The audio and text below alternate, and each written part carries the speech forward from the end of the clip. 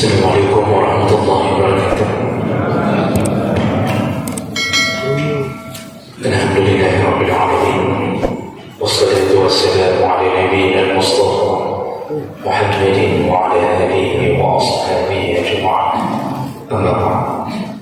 Rabbi shrah li sadri wa yassir li amri wahlul 'uqdatam min lisani yafqahu qawli. Segala puji bagi Allah, kemudian salawat dan salam pada Rasulullah, pada keluarga dan seluruh sahabat-sahabatnya. Jemaah Maghrib dan Isya yang Allah muliakan insyaallah. Alhamdulillah, dengan izin Allah kita kembali bisa melanjutkan pengajian rutin dan mengingat kita baru menyelesaikan Ramadan, maka ucapan kami yang pertama kepada semua Bapak Ibu, taqabbal Allah minna wa minkum. Semoga Allah menerima amal kita yang telah kita lakukan dalam Ramadan. Amin, amin, amin. Bapak Ibu yang Allah muliakan,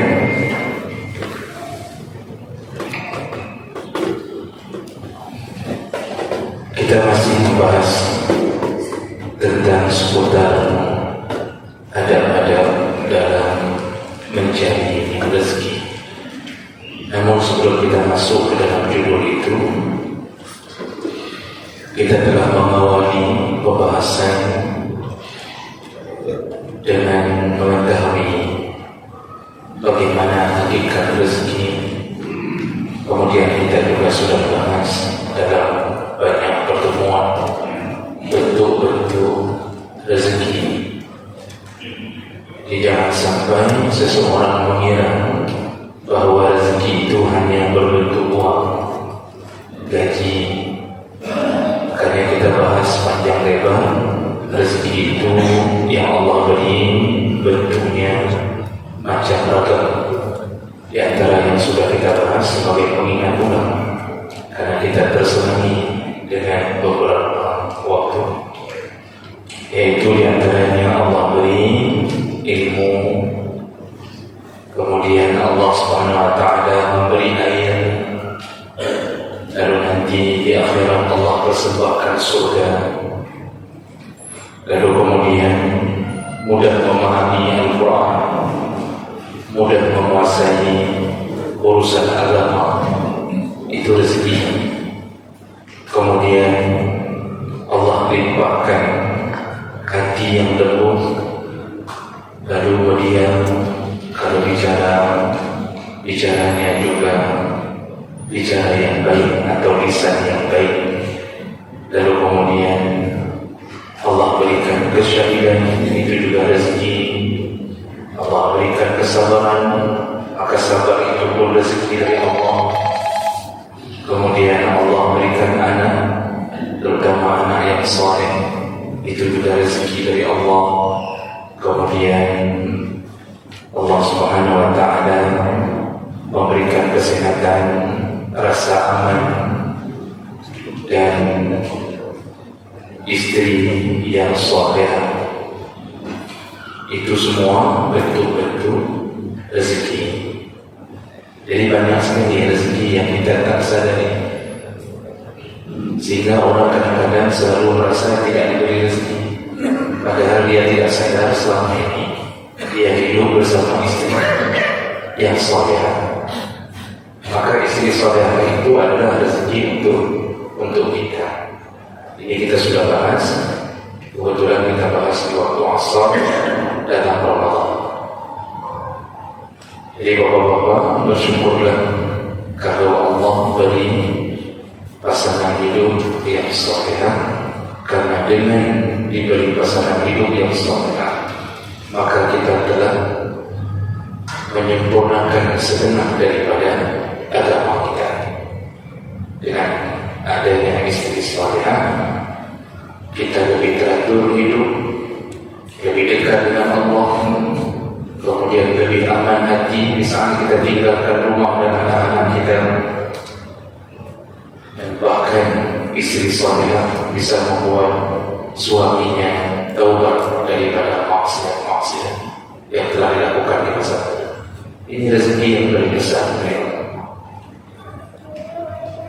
Jadi ini macam bentuk rezeki yang sudah kita bahas. Baik, berikutnya kita masuk ke judul berikutnya, yaitu asbab ar-rizqi. Asbabur rizqi, yaitu penyebab turunnya rezeki. Jadi kita belum masuk ke dalam bagaimana ada mencari rezekinya, tapi pahami dulu tentang rezeki. Nah, ini satu kitab ini semua membahas tentang rezeki. Jadi panjang lebar pembahasannya. Kenapa dibahas begitu panjang? Karena hidup kita tak lepas daripada tujuan mencari rezeki. Mulai malam ini kita bahas dulu, yaitu pembahasan berikutnya tentang sebab-sebab Allah datangkan rezeki. Sebelum itu Bapak Ibu, yang harus difahami dengan kuat di dalam hati, rezeki itu telah diatur oleh Allah, dan Allah lah yang memberikan kepada seorang hamba, juga Allah yang bisa mencabut dari hamba tersebut. Maka yang mau kita bahas ini adalah apa saja yang menjadi penyebab Allah bisa turunkan rezeki itu diiringi dengan keberkahan ini. Jadi rezeki itu telah dituliskan di Lauhul Mahfuz, berapa jumlahnya, bahkan 50.000 tahun sebelum dicipta langit dan bumi kita telah ada, namun kita belum berada di dunia, dan kita telah dituliskan jumlah rezeki kita, jadi tak akan berubah. Jadi semua orang tetap akan dapat kuotanya masing-masing, tetapi cara orang mendapatkan rezeki itu yang menyebabkan dia yang bisa memanfaatkan rezekinya antara menjauh dari Allah atau mendekat kepada Allah. Nah, disitulah yang disebut dengan perlunya keberkahan. Jadi rezeki semua dapat, cuma ada orang yang turun rezeki malah menjauh dari Allah. Itu berarti dia tidak mendapatkan rezeki diiringi dengan keberkahan. Bahkan rezekinya menyebabkan dia menjadi bermaksiat. Nah, ada sebagian orang rezekinya turun dari Allah diiringi dengan ridha dan kasih sayang Allah, sehingga walaupun gajinya sedikit, hartanya sedikit, tapi dibarengi dengan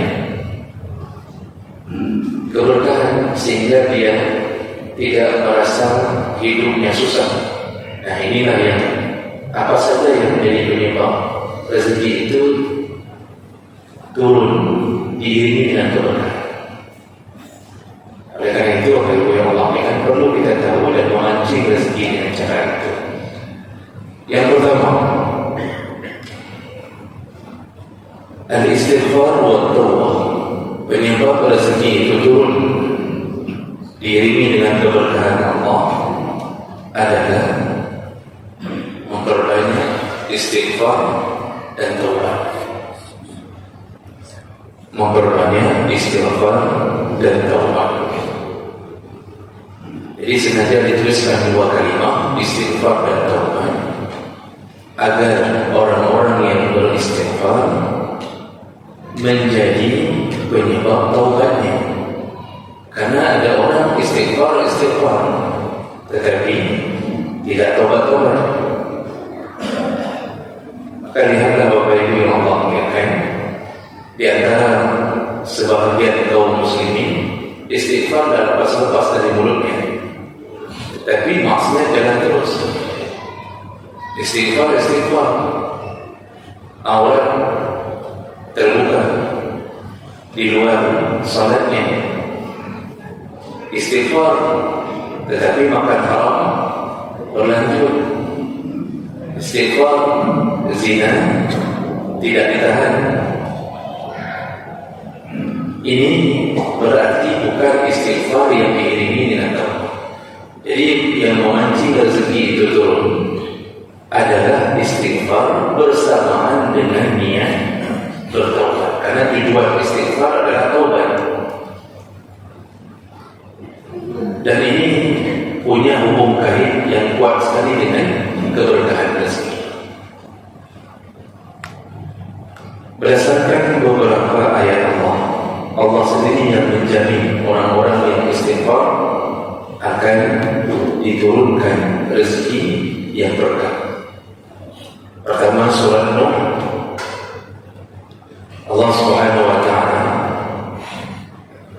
menyebutkan, "Faqul tastaghfiru rabbakum innahu kana ghaffar." Dinasihati oleh Nabi kepada umatnya, istaghfiru rabbakum, banyak-banyaklah istighfar kepada Tuhan. Maka apa yang engkau akan dapatkan? Yang pertama, innahu kana ghaffar, maka engkau akan diampunkan karena Allah Maha Pengampun. Jadi Allah itu adalah zat yang Maha Pengampun. Disebut Maha Pengampun, siapa saja yang memohon ampun selama dia tidak mati dalam kesyirikan, tetap Allah akan berikan pengampunan. Makanya Nabi SAW menyebutkan beberapa riwayat hadis, orang-orang yang berbuat maksiat di siang hari lalu kemudian memohon ampun, bertaubat, istighfar, maka Allah ampunkan dosanya di malam hari. Dan orang-orang yang bermaksiat di malam hari lalu kemudian dia bermohon ampun kepada Allah, maka Allah ampunkan dia di siang hari. Jadi dosa malam diampunkan siang, dosa siang diampunkan malam. Ini dalam riwayat yang lain disebutkan, Allah Subhanahu wa taala mengatakan, kalau hamba-Ku berbuat dosa lalu dia memohon ampun kepada Aku, maka Ku ampunkan. Lalu dia berbuat dosa lagi, lalu dia memohon ampun lagi kepada Aku, Ku ampunkan lagi, kata Allah. Dibuat lagi, dia taubat lagi, minta ampun lagi, Ku ampunkan, kata Allah. Walaupun dosanya sudah setinggi langit, kalau dia memohon ampun tetap Ku ampunkan. Kata Nabi, hamba ini kalau punya dosa, disusul dosanya setinggi langit dari dunia, kalau disusul dosanya setinggi langit, tapi dia mohon ampun tetap Ku ampunkan. Wala ubadi, kata Allah. Di hadis-hadis kursi, la ubadi, kata Allah, aku tidak peduli dengan dosa-dosa hamba-Ku itu. Kalau Ku ampunkan, Ku ampunkan, kata Allah. Aku tak peduli mau dia dosa sebesar apa. Nah, ini yang disebut Maha Ghaffar. Allah itu Maha Pengampun. Tentu orang akan bertanya-tanya, bagaimana cara diampunkan? Hari ini dosa, di malam taubat, besok buat lagi, taubat lagi. Nah, dalam kriteria yang dicantumkan oleh Allah, Allah tak peduli hamba ini dosa hari ini, taubat, besok jatuh lagi ke dalam dosa, taubat lagi. Allah tak peduli, kata Allah ampunkan. Namun kekurangannya, orang yang hidup seperti ini, dia tidak tahu waktu datangnya ajal, datang sakaratul maut kepadanya, dia sedang dalam posisi berdosa atau sedang dalam posisi bertaubat. Itu yang jadi masalah bagi Allah kecil. Kabur dia sejajar Allah, walaupun Ramadan. Jadi kita ulang-ulang seperti ini terus-terusan, dosa lagi bisa, hati bisa, Allah bisa ampunkan. Cuma masalahnya waktu sakaratul maut kita tak tahu diambil oleh Allah sedang buat dosa atau sedang diampunkan. Ini yang bahaya. Makanya yang disuruh oleh Allah dan Nabi adalah sekali taubat maka taubatlah yang nasuha, taubatlah sebenar-benarnya taubat, supaya aman posisi kita ketika berjumpa dengan Allah SWT. Maka hati-hati mengulang-ulang dosa. Di sana kita merasa aman karena Allah Maha Pengampun. Jadi kita merasa tenang saja, nanti diampunkan juga besok pagi. Lalu malam boleh saja. Ternyata belum lagi meninggal. Disitulah bahayanya. Jadi Bapak Ibu yang Allah muliakan, orang yang suka istighfar, maka kalau diiringi dengan taubat, maka Allah mengampunkan dosa-dosanya. Tidak ada lain yang lebih indah pemberian Allah kecuali pengampunan dosa. Karena kita akan masuk neraka kalau dihitung dosa-dosa kita. Maka ketika Allah ampunkan, itu menjadi hadiah yang terindah. Karena begitu di yaumil hisab, yang naik hanya amal saleh, dosa dihapus. Maka banyak sekali orang-orang yang lupa beristighfar setiap harinya. Lalu kemudian apa lagi yang didapatkan dari Allah? Yursilis samaa 'alaikum midrara. Orang yang suka beristighfar, maka Allah akan kirimkan atau Allah akan turunkan hujan dari langit dengan midrara, dengan lebat, dengan deras. Nah, di sini ketika bahasa diturunkan hujan oleh Allah dengan deras, air ketika turun ke muka bumi adalah awal penyebab datangnya rezeki. Maka turunnya hujan adalah penyebab datangnya rezeki. Oleh karena itu dalam semua tafsir disebutkan bahwa rezeki yang Allah berikan pertama kepada orang yang suka istighfar, maka hartanya yang dia tanam lalu dia panen melimpah ruah karena dia suka beristighfar. Ini langsung jaminan dari Allah. Maka kalau mau panen kita banyak Bapak Ibu. Ini Bapak Ibu yang punya kebun sawit, yang punya kebun kelapa, yang punya macam-macam Pak. Kalau mau Allah kirimkan rezeki yang berkah, itu banyak-banyak istighfar. Pemilik kebun banyak-banyak istighfar. Allah akan turunkan hujan. Jadi bahasa hujan itu maksudnya adalah Allah tumbuhkan semua yang kau inginkan.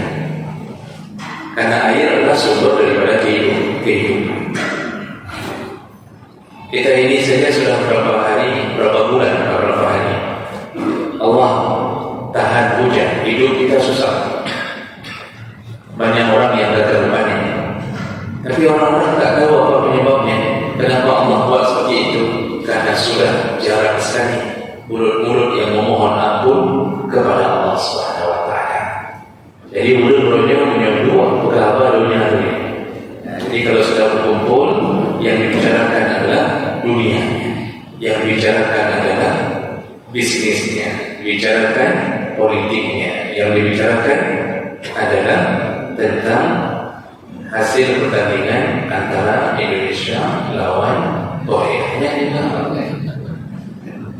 Yang mulut bisa istighfar tak banyak lagi.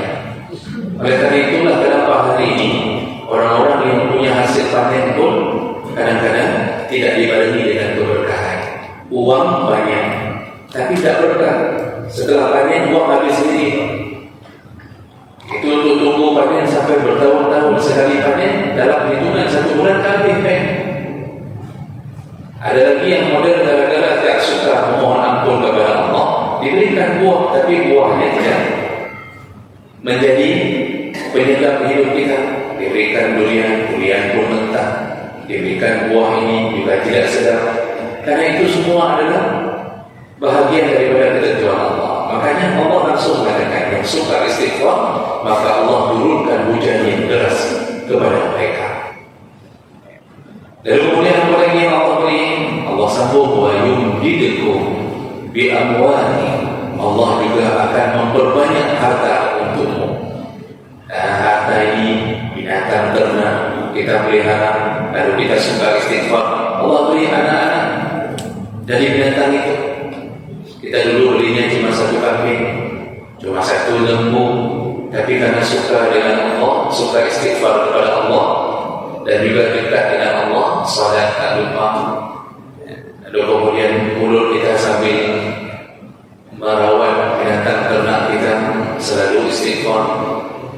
Allah akan memperbanyak harta. Begitu lahir, sekali lahir 10. Kami perlu 3 lagi. 3 bagaimana? Belum. Oh, leh. Cuma 3 berarti. Tidak jadi 10. Sekali lahir begitu. Kemudian tahun berikutnya lahir lagi dari istri kedua lagi. Ada 3 lagi. Dalam setahun itu ada berapa istri lahir semuanya? Masya Allah. Dalam setahun kambing kita berkembang. Kenapa? Istighfar. Ini rahasia dari Allah yang dikabarkan kepada orang yang ingin bertadabbur ayat ini. Ini jadi langsung dari Tuhan kita Allah Subhanahu wa taala. Lalu Allah berikan wabani, Allah juga memperbanyak anak-anakmu. Jadi ini menjadi obat kepada mereka yang menginginkan banyak anak, yang anaknya dibarengi dengan keberkahan. Ini menjadi obat bagi kita yang Allah beri ujian belum diberi anak oleh Allah SWT. Jadi orang-orang yang belum diberi anak ini ujian dari Allah, bukan bermakna mereka orang-orang yang terhina, tetapi Allah beri ujian untuk bersabar di dunia. Tapi ada cara untuk mengubah keadaan itu. Allah yang kasih tahu apa yang berbanyaklah istighfar. Maka Allah akan yumdidukum bi amwalin wa banin. Sebagaimana Allah bisa memperbanyak hartamu, binatang ternakmu, juga Allah bisa memperbanyak anak-anak. Jadi kita kadang-kadang usaha dunia pun juga macam sudah kita minum.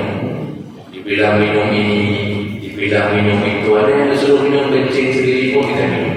Itu bisa dapat kata orang kami kandung ini hanya kacau itu bohong. Ini air kencing di seluruh hari kita disuruh minum. Nanti itu begini macam yang maksiat pun kita jalankan. Disuruh makan kurma muda, disuruh makan kurma tua, disuruh makan kurma janda, disuruh makan kurma muda, macam kita makan. Hanya lebih dari Allah. Datang kita macam kita campur pinang muda, kita buat jus dengan kulit-kulitnya sekaligus. Kemudian macam model belum juga. Allah kasih resepnya, ada cara. Bagaimana caranya? Berbanyaklah istighfar. Lalu kemudian Allah menyambung, wa yaj'alukum jannatin wa yaj'alukum anhar. Maka Allah akan berikan kamu taman-taman di dunia. Artinya Allah buka lahan-lahan untukmu di dunia. Wa yaj'alukum anhar. Lalu kemudian Allah akan berikan aliran-aliran sungai kepada. Jadi semuanya menyangkut masalah rezeki. Karena kita sudah tahu termasuk salah satu rezeki adalah anak, harta, macam-macam. Ini salah satu cara mendapatkannya dengan cara istighfar. Jadi Bapak Ibu yang Allah berikan, perbanyaklah istighfar agar rezeki kita berkah dan banyak. Banyak tanpa berkah, sakit kepala kita. Tapi kalau berkah, walaupun tak banyak, insya Allah hati aman. Karena kebahagiaan itu ketika Allah titipkan di hati, rasa tawakal terima apa yang Allah beri, itu rasa bahagia. Banyak orang kaya yang tak pernah bahagia walaupun gajinya subhanallah banyaknya. Nah ini jalan-jalan menuju rezeki Allah. Nah Nabi SAW itu istighfar setiap hari minimal 70 kali dalam hadis. Dan Nabi biasanya 100 kali. Jadi sahabat mengatakan istighfarnya Nabi itu 70 minimal, 20 ke. Tapi kebiasaan Nabi istighfar Nabi 100 kali. Kadang-kadang Nabi mengucapkan astagfirullah wa atubu ilaih, astagfirullah. Ada riwayat yang menyatakan sambil duduk itu Nabi kalau sudah diam sambil duduk astagfirullah wa atubu ilaih, astagfirullah wa atubu ilaih. Padahal Nabi orang yang tidak berdosa. Padahal Nabi orang yang tak perlu memohon ampun karena dia maksum. Tapi dia ingin mengajarkan kepada umatnya begitu berkahnya istighfar. Kita hari ini berapa kali istighfar? Kalaupun kita istighfar dengan sengaja, paling habis sembahyang gitu. Astagfirullahaladzim, alladzi la ilaha illa huwal hayyul qayyum wa Itu hadis. Dibagi juga dari hadis. Itu 3 kali kita ulang. Setelah itu nunggu duhur. Subuh 3 kali, duhur 3 kali, asar itu 15 kali. Lafirul. Sedangkan Nabi yang tak berdosa, yang maksum 70 kali minimal. Berarti kita ini masih terlalu sedikit kita mohon ampun kepada Allah. Seharusnya orang sedang mentol kepada astagfirullahaladzim, astagfirullah. Apalagi kita masuk umur di Indonesia, astagfirullahaladzim. Begitu. Jadi lampu hanya istighfar, astagfirullah, astagfirullah, astagfirullah. Itu boleh diucapkan dengan berbagai macam ragam yang berasal dari hadis Nabi SAW. Dan sebaik-baiknya istighfar adalah sayyidul istighfar. Sebaik-baiknya istighfar, seafdal-afdalnya istighfar adalah sayyidul istighfar, rajanya istighfar. Berdasarkan hadis riwayat Bukhari. Apa kata Nabi? Orang yang mengucapkan sayyidul istighfar di pagi hari, kalau dia meninggal di sebelum maghrib, maka Allah ampunkan dosa-dosa. Dijamin surga. Orang yang mengucapkan sayyidul istighfar setelah maghrib atau di waktu sore, meninggal sebelum pagi, Allah jamin dia akan masuk surga. Kalau dia meyakini dengan keampunan Allah SWT. Silakan cek hadisnya tentang hadis kalimat sayyidul istighfar. Apa bunyinya Bapak Ibu? Allahumma anta rabbi la ilaha illa anta khalaqtani wa ana 'abduka wa ana 'ala ahdika wa wa'dika mastata'tu, dan seterusnya. Panjang, nanti yang belum bisa hafal dihafal. Memang mengapain? Kalau yang belum bisa hafal mengapain? Hafal cukup kalau ada ayat hafal di Ustaz. Nah, hafal uji kalau ini Yasin yang panjang saja terhafal kadang-kadang sering dibaca. Maka ucapkan itu Pak. Habis maghrib sekali saja boleh. Kemudian habis sholat subuh sekali. Maka insya Allah kita diampunkan Allah dan kemudian dikirimkan rezeki yang berlimpah oleh Allah dengan tanpa kita sadar. Karena kita tak sadar rezeki kita sedang berjalan. Contohnya kita sehat. Hati sehat, kita tak dibebankan dengan berbagai penyakit yang menghabiskan harta. Itu bahagian daripada hasil istighfar kita. Tapi kita tak sadari bahwa itu sedang berjalan. Paling penyakit kita Pak, penyakit modal 5.000, kalpana, salam 19. Hanya ada modal, ada racun. Itu modal. Kenapa kamu kok sehat-sehat saja? Padahal makan banyak. Kalau makan kambing sampai lupa diri. Tapi dia Masya Allah, tidak ada penyakit yang membuat dia tercampak sampai tak bisa bangunan. Itu salah satu bahagian daripada hasil rezeki istighfarnya yang kita sering tak sadari bahwa kita sedang berada dalam rezeki Allah SWT. Orang begini Bapak Ibu, nikmat Allah ini karena sudah terlalu banyak, dia tak sadar lagi dia sedang berada di dalam nikmat Allah. Sama seperti orang kalau rasa nikmat memakan buah pling, itu kan nikmatnya dia rasa kalau dia makan sedikit. Tapi kalau dia dimasukkan ke dalam belangong buah pling, dia dimasukkan ke dalam belangong buah pling, berenang-renang dalam panci buah pling itu, dia tak tahu lagi bahwa itu nikmat karena terlalu banyak. Begitulah hidup kita, karena terlalu banyak nikmat yang kita terima, kita tak sadari bahwa kita sedang berada di dalam pemberian Allah. Ini pelajaran pertama untuk malam ini, bahwa salah satu cara mendapatkan rezeki yang berkah dari Allah adalah memperbanyak istighfar kapanpun, dimanapun. Baik, saya berhenti dulu di sini biar ada waktu sedikit bertanya jawab. Silakan. Baik, mungkin ada waktu kurang lebih 15 menit. Mungkin ada jamaah yang ingin bertanya. Silakan.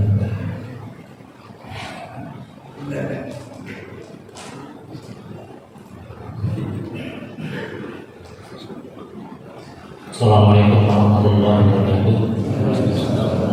Dan para jemaah yang kami muliakan, terkadang kita di dalam majelis taklim kita merasa taat apa yang kita sampaikan karena ada ibadah. Namun ketika kita berada di dalam rumah tangga atau bersama kopi, tapi itu semua lupa. Jadi kita sering diadakan masalah-masalah dunia. Yang menjadi pertanyaan adalah bagaimana kita menjaga tentang istiqomah agar iman kita tidak naik dan tidak turun. Demikian yang kami tanyakan. Terima kasih. Wassalamualaikum warahmatullahi wabarakatuh. Mungkin ya sebenarnya ada Masih ada lain orang? Ya, silakan. Ada 2 orang. Sebelah sini Pak Nasir. Ada 2 orang.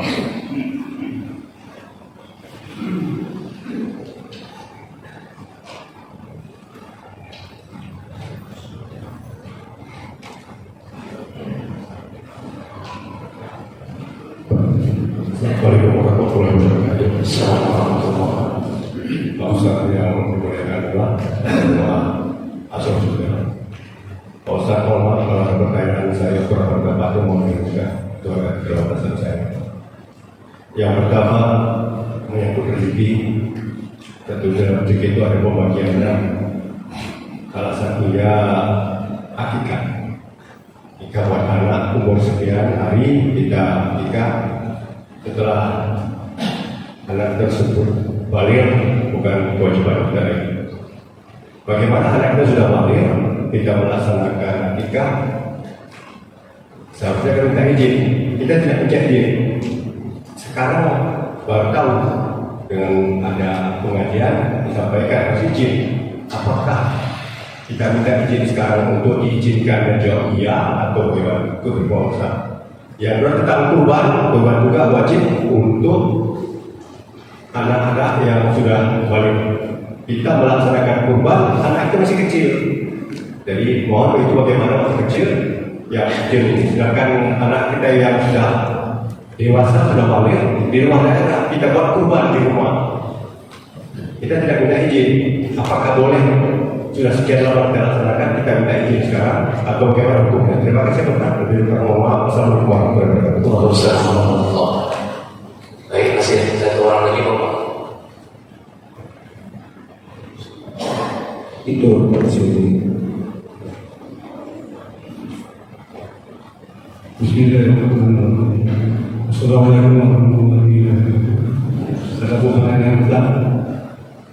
Ada hamba Allah, dia mampu banyak uang, ada usaha sana sini, sudah pulang dari murah, tapi kita jalan terus gimana Ustaz? Suka begini.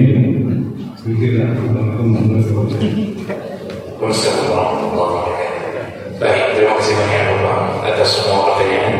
Yang pertama, yang pertama, Menjaga istiqomah. iya, ada orang yang ketika berada di dalam majlis merasa dekat dengan Allah, merasa bahwa dia berada di dalam pintu-pintu taubat, tapi begitu keluar dari majlis, duduk bersama teman, rekan sekantor, minum kopi, lalu dia merasa kemudian menjauh dari Allah, seakan-akan lupa dengan pelajaran-pelajaran dalam majlisnya. Ada yang ketika di dalam lingkungan yang baik, dia ingin sholat berjamaah, ketika keluar dari lingkungan itu, dan kemudian dia merasa seakan-akan terlalu meremehkan urusan berjamaah itu. Semua orang merasakan itu, dan para sahabat pun dalam hadis pernah mengadu kepada Nabi tentang hal itu.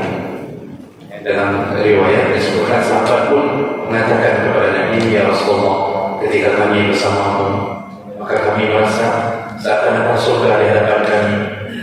Kami merasa iman kami begitu jauh melesat, tinggi, meningkat. Tapi ketika kami tidak bersamamu, kami merasa lemah.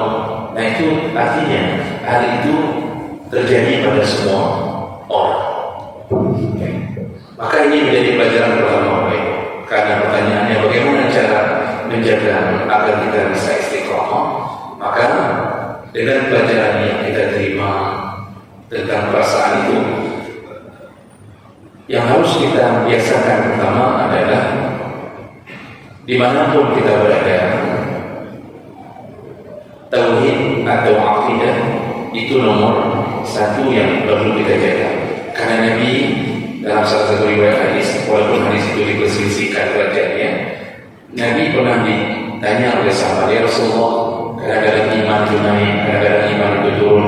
Bagaimana cara kami menjaga agar iman itu tidak jatuh, terjun ke bawah langsung? Apa kata Rasulullah? Fa'asiru qawla la ilaha illallah. Perbanyaklah kalimat la ilaha illallah. Jadi kita itu memang ada masa-masa yang disebut dengan futur. Futur itu masa senggang yang kita merasa lemah. Biasanya sanggup kita puasa Senin Kamis, tapi minggu itu tidak sanggup. Itu namanya futur. Biasanya kita sanggup jamaah, tapi kok minggu ini kok terasa lemah sekali. Jadi cara menjaganya yang pertama, jaga tauhid. Jadi dimanapun kita ditugaskan, tetap sering-sering mengucapkan la ilaha illallah, dalam hati zikirkan la ilaha illallah, la ilaha illallah.